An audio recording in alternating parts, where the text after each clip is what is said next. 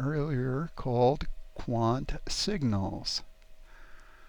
Alright, so before describing this page, I want to point out there's a guide that you will see when you first log in the very first time. So I'll click on the guide. It'll provide a description of what you will see and how to utilize the tool. Okay, here's the welcome. The next thing that's described is a tab to the left.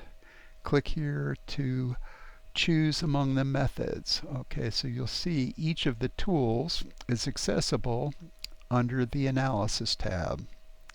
Alright, and then you can dismiss it out of the way when it is convenient to look at more of the real estate of the screen, which is important for perhaps when you're using it on a tablet, maybe less so when you're using it on a desktop, but you can dismiss it and bring it up by clicking the tab. Okay, the next, there's a back button to go back to a previously selected analysis and so forth, time range. Here's the asset. Here's the time range. Okay, subscription. Now here's another tab on the right with helpful information, the help tab. Okay, there's this when the data was generated, email, and then again the guide. So let's close this and take a look at this screen, the Quant Signals. What are they? They are designed to highlight the most interesting events occurring within the large set of precious metal stocks. Okay, and so here we see the description on the right.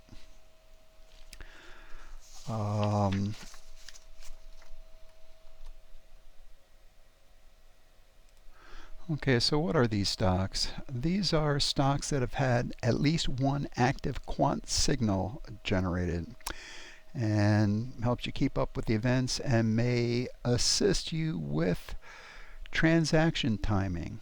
Alright, so what do we see on this page? Okay, we see first of all the silver z-score, how much the price of silver is over or underpriced. Okay, this index z-score, this is the TrueIndex daily price change, and helps you monitor the overall direction of the market. Okay, number of 52-week lows, number of 52-week highs. Alright, so let me bring up the Analysis tab because I want to show you, first of all, okay, what are these column? Okay, you have the asset chart. TrueIndex, further right indicates those with greater importance. Okay, the silver price, silver model fit. Okay, further right, better model fit. Price deviation from silver model, price deviation from price model, and volume. Okay, so what are these things? Well, first of all, I want to point out that they are sortable, so you can bring up those with the lowest or highest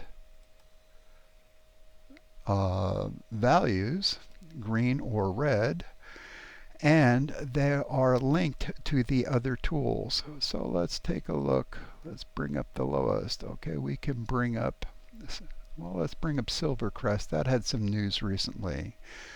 The silver price, and that's going to bring up the leverage chart.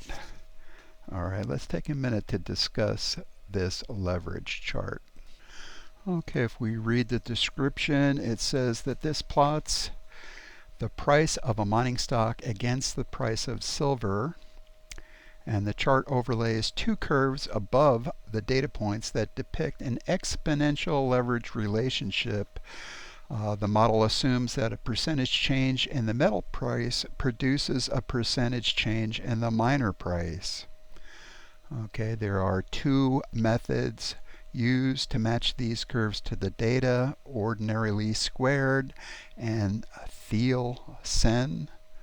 I guess that's how it's pronounced. And this, it says the Thiel-Sen is usually preferred since it is less influenced by outliers. Okay, and you can read that to the right. But let me dismiss these for just a moment and look at these curves. Okay, here we have Silvercrest metals, and you can see ordinary least squared is the orange, green is the Thiel-Sen, and it indeed does not show the effects as much of this outlier, which was a 20% reduction in price the other day. All right, and you can see here are the individual data points of price according to the days recorded, with the most recent, oh, here we go, the most recent down here below. So you can see it indeed lets you see the price of the stock as compared to the price of silver, and in this case indicates something out of the ordinary happened. Now, one thing you can do is adjust to, let's pull up the maximum value here, which is 10 years. Let's see. All right. Now again, this outlier is not so pronounced over a longer time frame. All right, you can see that it mostly conforms to the price of silver with the green curve. All right, so that's how you may want to analyze different stocks. But this is the leverage chart that is seen when you are on the Quant Signals page and you pull up the price.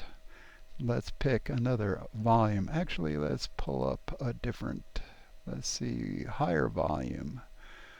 Okay, well, let's try this newfound gold. Maybe there's something that we can see. This will bring up the volume tool, which shows those companies with potentially heavy volume. All right, so let's click on the this newfound gold. Okay.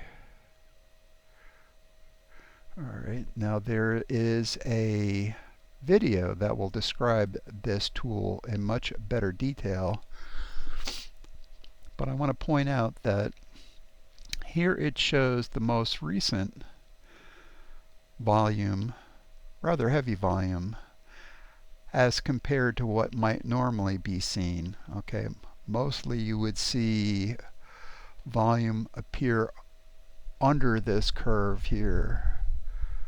All right, most of the data would be within this, so we can see this is skewed far to the right, so there may be some significant news event that resulted.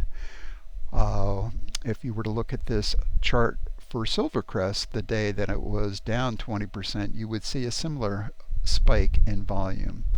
Okay, but under normal, let's see, we could pick, as it mentions GDXJ in the video, for something maybe more GDX. Well, let's pick GDX.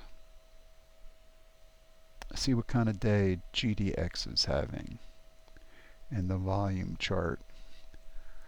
Okay, so here GDX, okay, maybe slightly under the typical volume. All right, this has been a pretty quiet summer so far, so maybe not as low as it has been, but not as much interest as we would maybe like to see.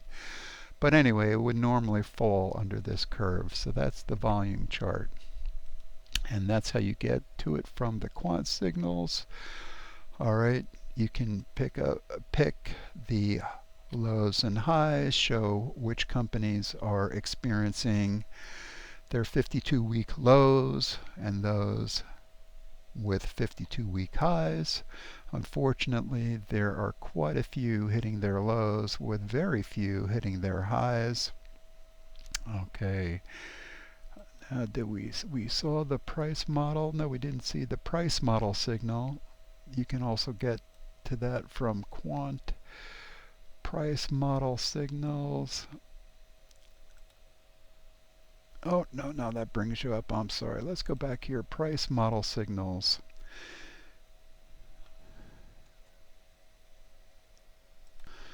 Okay, here we see companies with positive and negative divergence from what would be expected in their price model. You can sort these, either all of those with positive or negative. Here we have Chesapeake. Let's click on Chesapeake. That'll bring up the next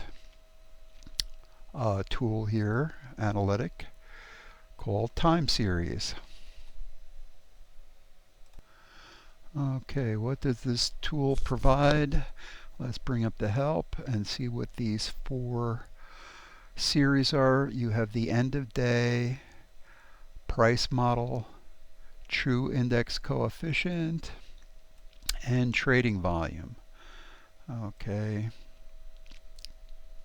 So for this company, Chesapeake Gold, it's having a down day. There was a recent report that their CEO is moving on, so maybe that has some impact on the stock.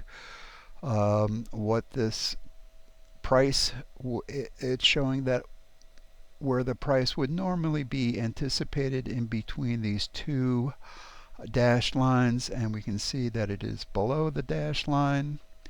Okay, we can see the price signal. So that is indicating the percentage by which the asset price deviated. Okay, here we can see the TrueIndex, how significant TrueIndex was on that day, and then the volume. All right, so this is time series. Okay, let's move on. Volume chart. Oh, I think we already saw a volume chart. So we'll move on to Asset Screener. Okay.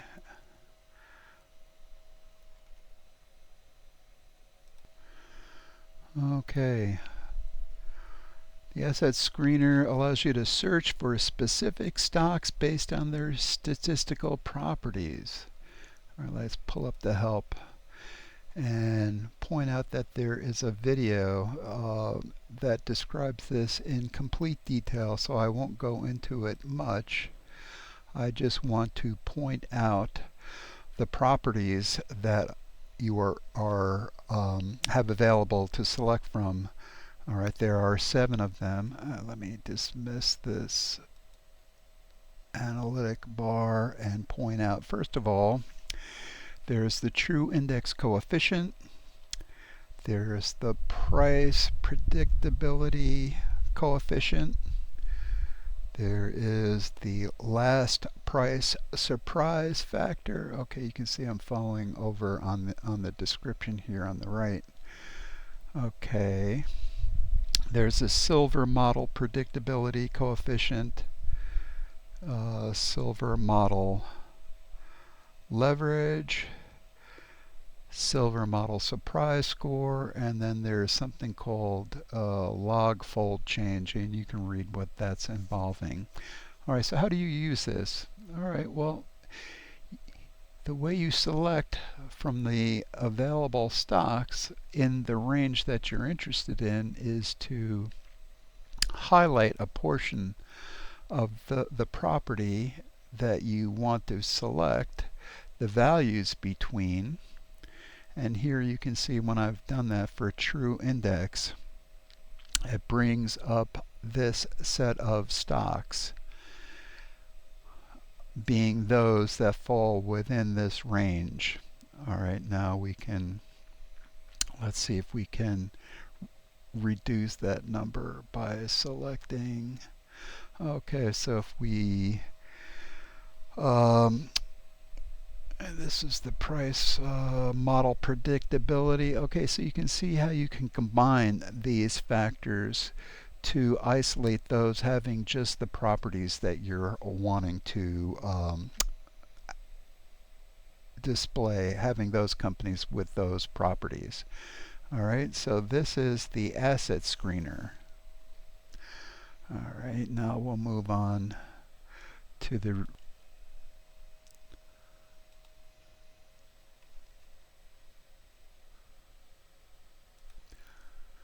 okay, so here the heat map. Okay, the returns matrix returns a heat map of daily returns of every precious metal stock in SilverQuant.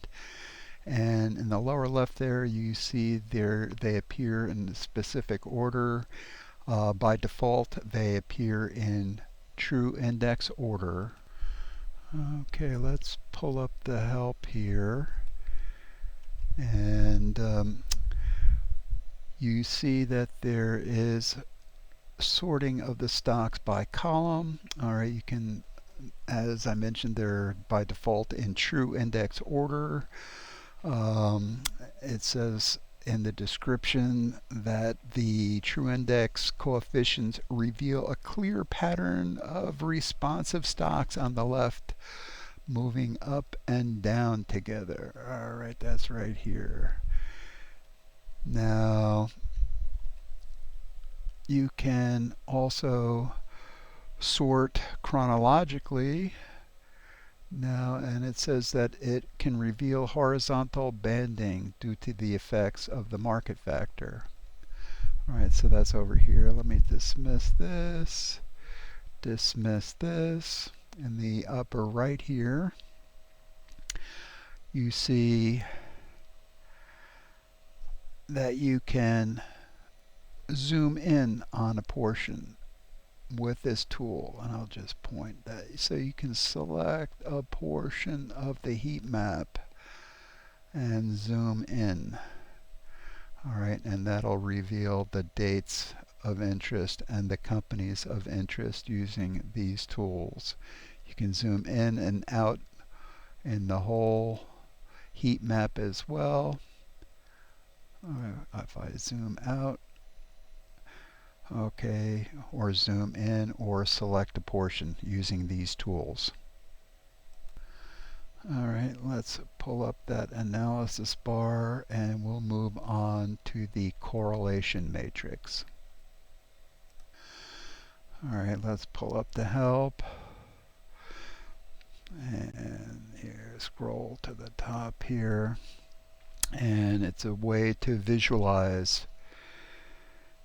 Okay, a way to visualize the degree to which pairs of stock prices move together. All right, and then it goes on to describe how the blue shows a more positive correlation and a white having no correlation. Okay, so again, how are stocks correlated with one another? Again, you can zoom in on any portion of the map here. If you want to see the least correlated, all right, or the most correlated. Okay, the most being correlated to perhaps the ETFs. All right, here you see the ETFs and those correlated to ETFs. All right, so that is the correlation matrix. Next, we'll move on to spanning tree. All right, let's pull up the help bar here and we can take a look at the minimum spanning tree. All right, calculates the correlation matrix between all assets and then interprets as a network, keeping only the minimum connections. Connections necessary. to connect every asset. All right, minimum spanning tree. All right, you can use the mouse wheel to bring them to the fore. Here are things you can adjust. On the lower left, you can adjust the size. You can adjust the metric. Okay, two different metrics. And size, you can increase the size, decrease the size, hover over a portion and see the connection to that stock.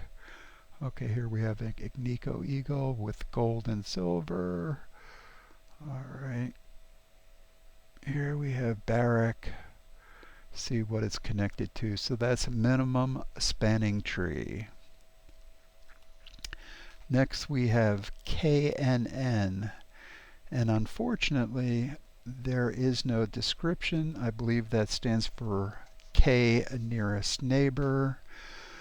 Okay, I think I pulled up this description, what a K nearest neighbor is, and you could read about it on your own. Unfortunately, there is no description, but it does show what the nearest neighbor is of, let's say, okay, we could pick Scotty Resources over the past year and see which were its nearest neighbors in the past year, maybe any changes in the last 6 months.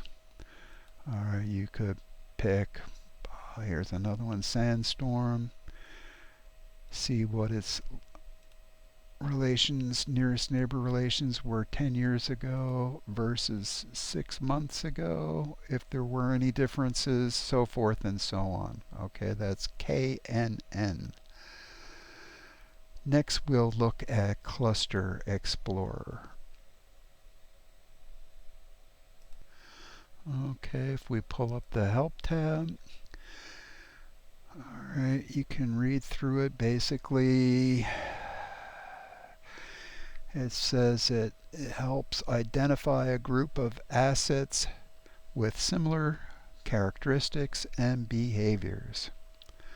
Okay, it discusses the controls, which you can see on the lower left here, and they include the maximum variance, minimum size, and display of internal structure. Alright, and it suggests that you try different values. Okay.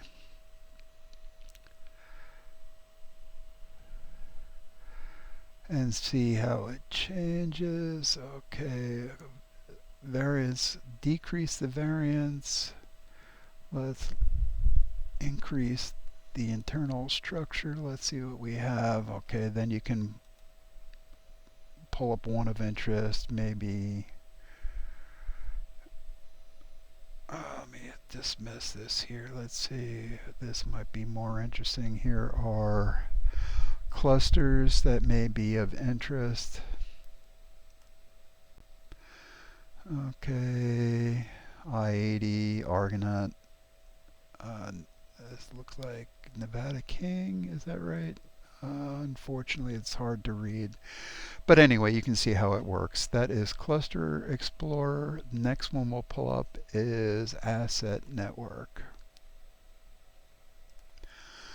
Alright, again, let's pull up the help. And you can pause to read this if you'd like. Okay, and basically it says shows a partial correlation between every asset and dampens the noise and displays only the strongest relationship. Alright, now there is this slider on the lower left here. You can adjust the damping.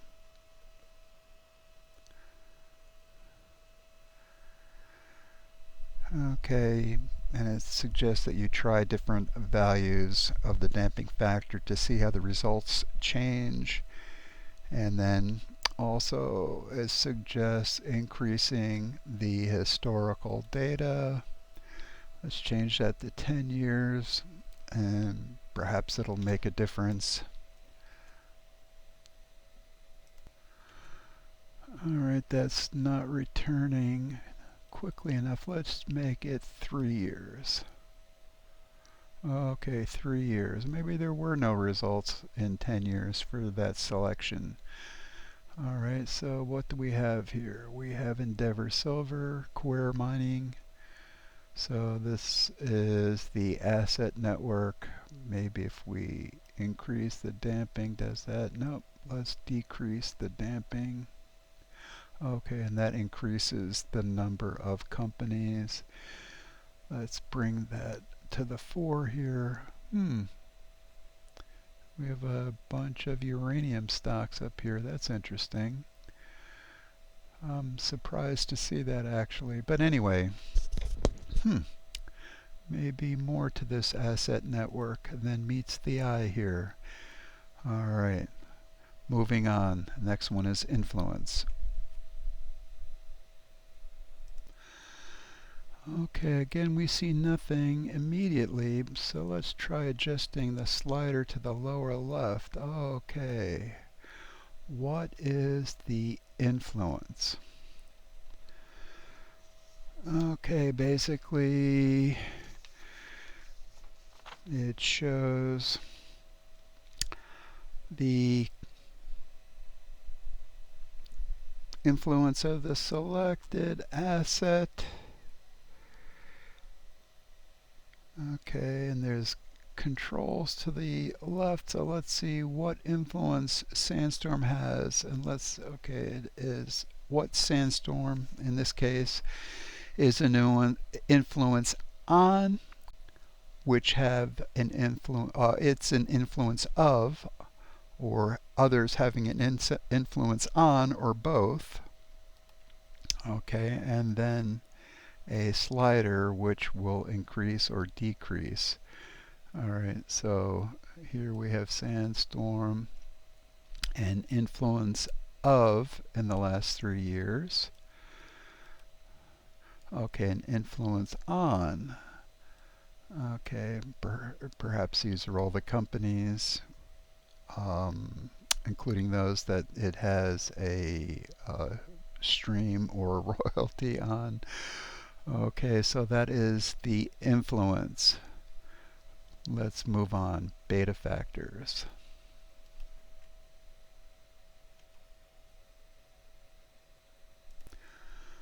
Okay, if you look at the description, basically beta factors, it shows sensitivity to movements in the overall market. Beta factor greater than 1 rises more quickly than the market. Okay, you can see the reference indexes, those with reference to junior miners, GDX, GDXJ, SILJ, those that reference the commodities, SLV and GLD. Alright, now it talks about the TrueIndex and beta factors. Alright, and basically it says it takes into account the beta factor and analyzes much further by effectively calculating a form of beta factor but without requiring any specific reference index. Alright, so I'm assuming that's how these 64 rows of companies were selected according to the TrueIndex. Alright, so that is beta factors. Let's move on.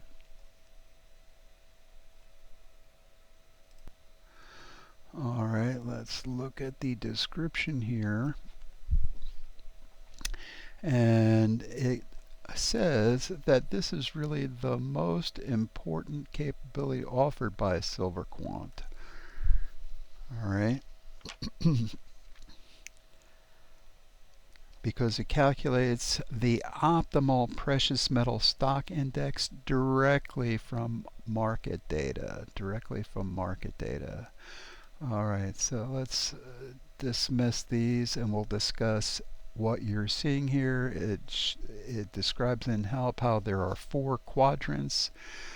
First one being upper left, the asset coefficients. All right, to the right, the day coefficients.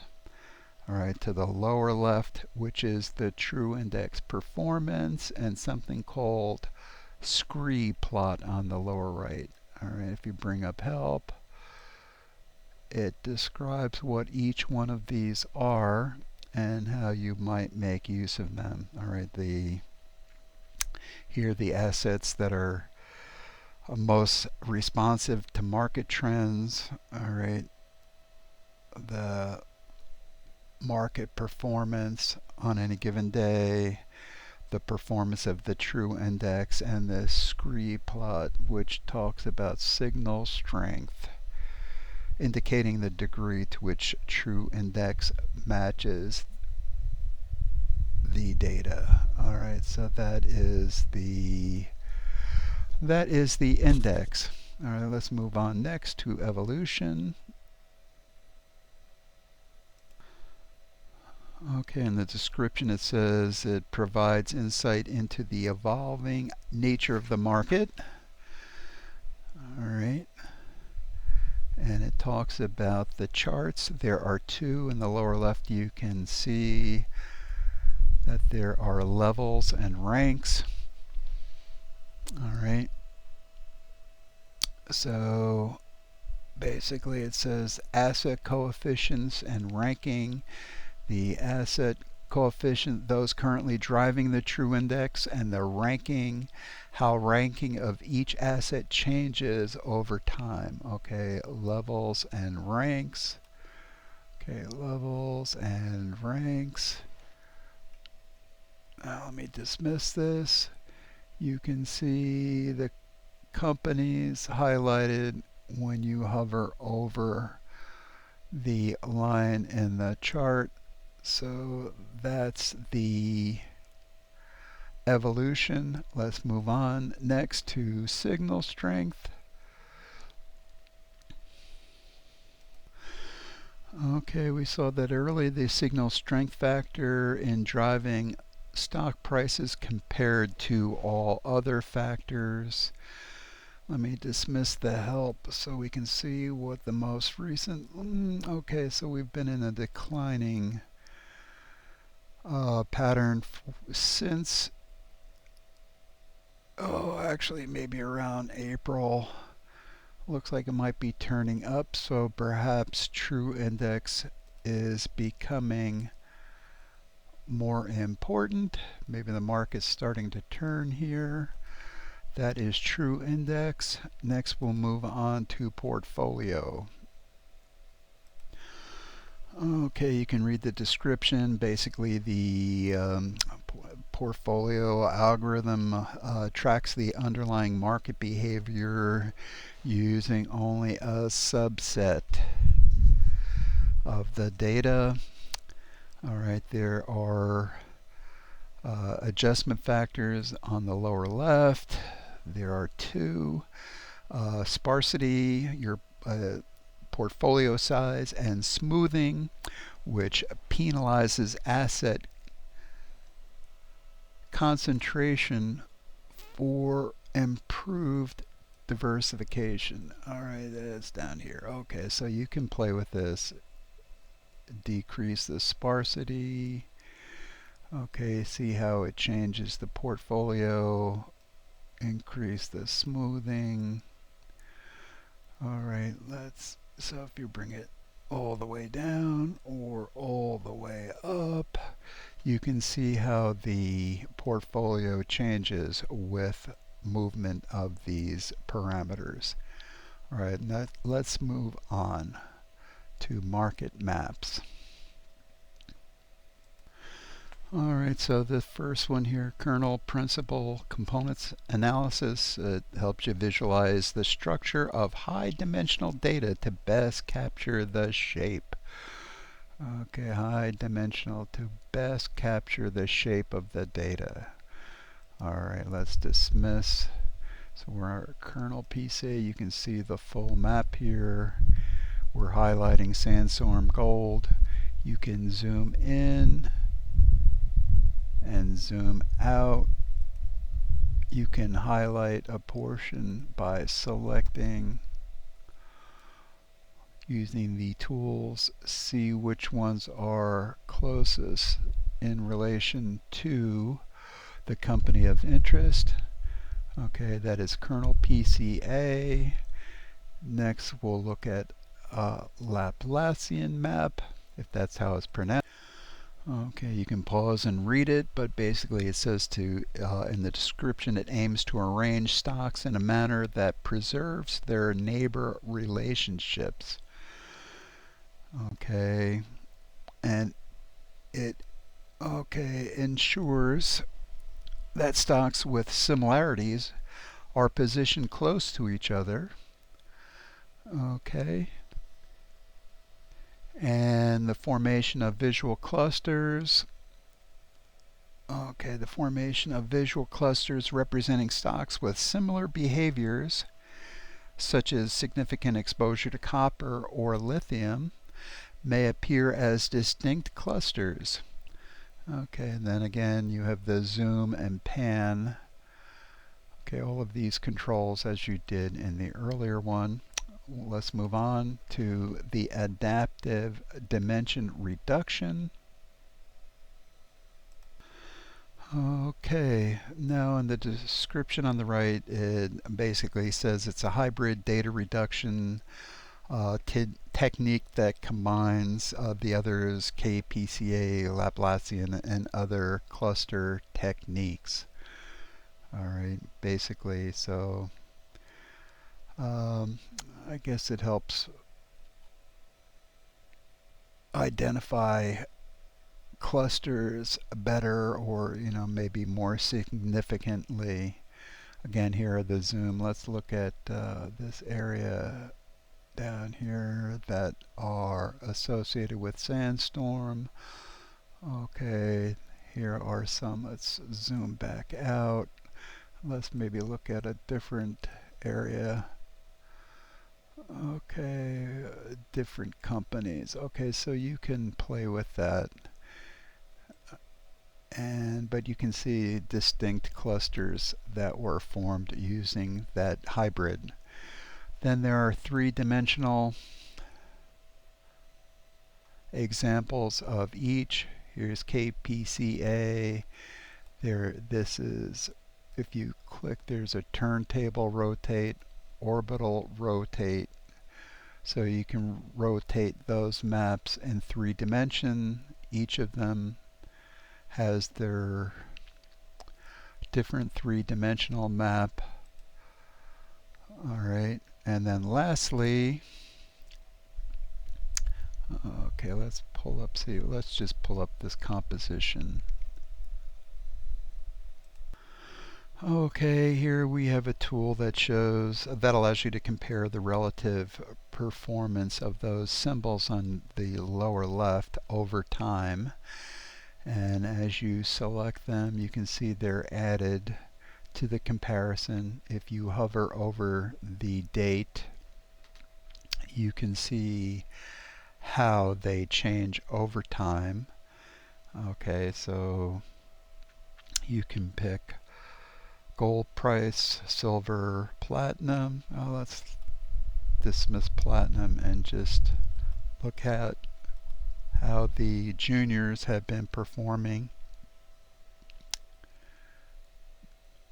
Okay, juniors have not been performing well, as you can see.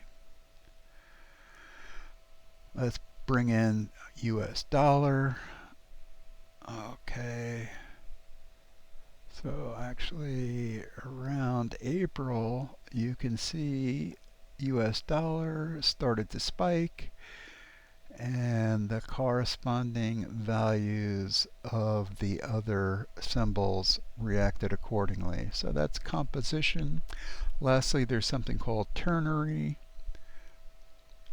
It allows you to pick any 3 of these symbols and see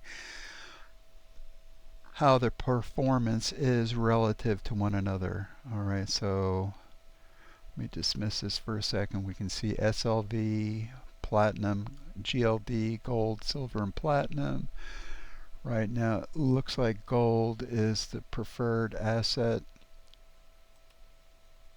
Let's pick GDXJ, SILJ, and GDX. Dismiss the first three. See which might be performing. Again, not unsurprisingly, GDX is performing better according to that dot highlighted, that date highlighted.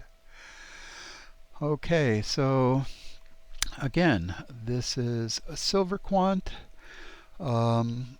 Honestly, I'd have to say I'd have to use it for more time than I have to really give my impression of the true value, because I think that there's a lot of serious analysis that has gone into this tool and into this platform, and the tools probably provide a lot of value. Now, some of the things, these maps, it's difficult. All right, especially the three-dimensional maps, there is no highlight of the company of interest that you're selecting up here. So if you're wanting to see the relative position of the company of interest, it's not visually apparent. So that's something I thought that that occurred to me as I was looking at it. Okay, so I'm not sure I got a whole lot of value out of these 3D analysis. The maps themselves, I'd like to play around with a lot more. Let's, just to see what I might learn about companies and how they're related to each other. But, I think they're pretty powerful tools altogether. Cluster Explorer. So, yeah, I'd be very interested in seeing more how these work together, and maybe help to reveal things that I don't currently know about the companies. All right, again, that's SilverQuant. I think it's a very interesting tool. I'm glad I had a chance to play with it. All right, so I hope this helps. Thank you for watching. Alrighty, take care.